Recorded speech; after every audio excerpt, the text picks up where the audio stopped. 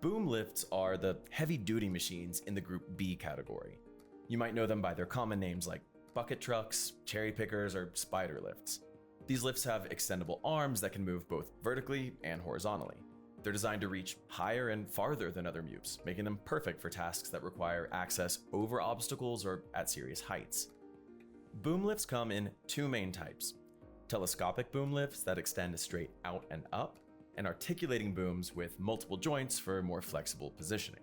You'll often find boom lifts being used in construction, utility work, maintenance, landscaping, and any other job that requires extended reach, maneuverability, or access to high or hard-to-reach areas. But with great power comes great responsibility, and some serious hazards to watch out for.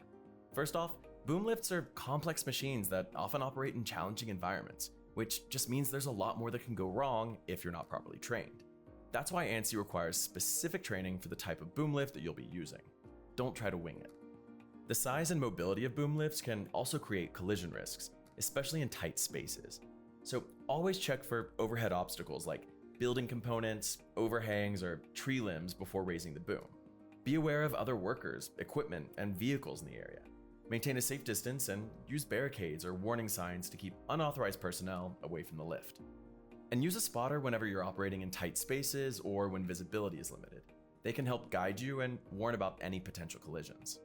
When using boom lifts outdoors, you're more likely to encounter uneven or unstable ground conditions, which can increase the risk of instability and tip-overs.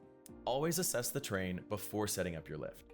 Look for holes, drop-offs, bumps, and soft or unstable soil that could compromise the lift's stability. You can also use outriggers to level and stabilize the lift on uneven ground. Just make sure they're properly deployed and the lift is level before raising the boom.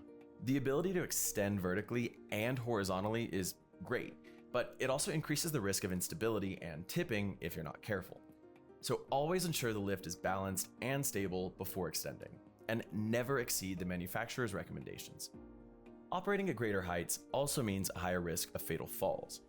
The boom's multi-directional movement, especially in articulating models, can lead to falls or ejections if operators aren't properly secured or if sudden movements occur.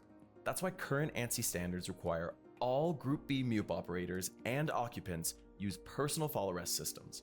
This typically means using a full-body harness with a lanyard attached to anchor points on the lift. Always wear your fall protection gear and maintain a firm grip and stable stance. Given their reach, boom lifts often operate near power lines, and that means a serious risk of electrocution. Remember, only qualified workers are actually allowed to work on or near energized equipment, so always maintain a safe distance of at least 10 feet from power lines and other electrical hazards. If you absolutely have to work closer, make sure the lines are de-energized and grounded by a qualified electrician first.